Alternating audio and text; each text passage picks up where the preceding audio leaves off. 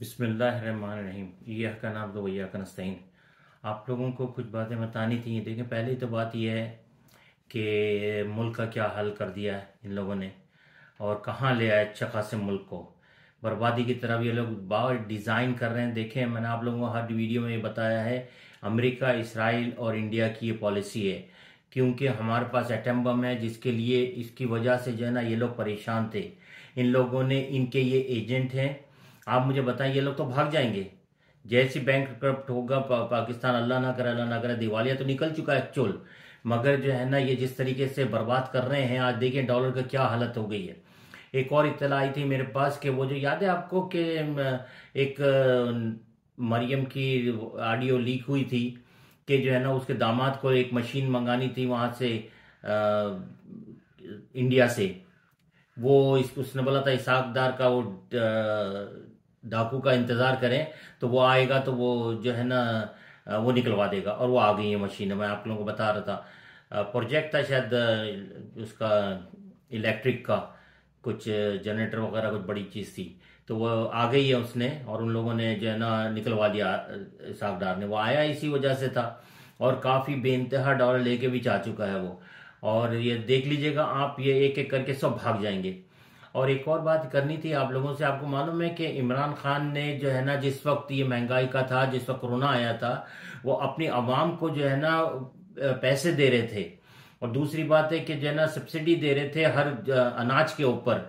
और ये लोगों को आप देखिए कि जो है ना आईएमएफ की जो हेड है, वो ये कह रही है, हम कह रहे हैं कि इनको, इन गरीबों को रिलीफ दो।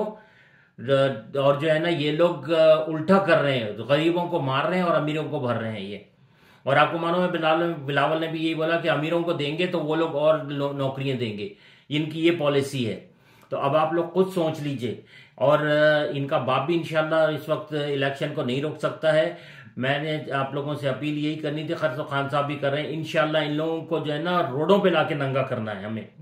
इतना वोट देना इमरान खान को, 2/3 से नहीं, 2/4 से जिताना है इनको, इमरान खान को इंशाल्लाह। पंजाब में भी, केपीपी में, और जिस वक्त नेशनल असेंबली के लिए होंगे वहां पर भी इंशाल्लाह। अब आप ये देखिए वो कितना बड़ा रिस्क ले रहे हैं कि जो है ना इतना खतरनाक सिचुएशन पे पाकिस्तान को लाके इन लोगों ने खड़ा कर दिया। उसके बावजूद वो आदमी ये कह रहा है कि जो है ना मैं इंशाल्लाह इस पाकिस्तान को निकालूंगा किसी भी तरीके से, क्योंकि इन चोरों पे तो भरोसा नहीं है। मैंने काफी अर्से पहले जब बनाया था, जिस वक्त बाजवा ने कहा था कि मैंने इसको कर्जे लेके दिए थे, तो मैंने कहा था मैं तुमको चैलेंज करता हूं, आप लेके दिखाओ इनको। ये तो सब हैं, डाकू हैं, सब जानते हैं ये बेमान चोर डाकू हैं। आईएमएफ इस वजह से नहीं दे रहा है, ये फॉर्जरी करता है इसाकदार। वो ऑलरेडी पकड़ चुके हैं, तो इसको चोरों की नजर से देख रहे थे। आपको याद है कि वो मीटिंग के अंदर बैठे हुए थे, ये मुस्कुरा रहा था बेगरत, और वो खामोशी से उसको देख रहे थे। तो क्या इज्जत है इन लोगों की।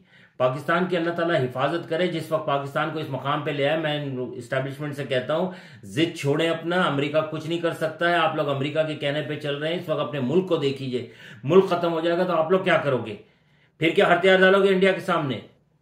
तो बराए मेहरबानी अभी अपने जिद छोड़ें, अपना ना को छोड़ें, और इमरान खान का साथ दीजिए।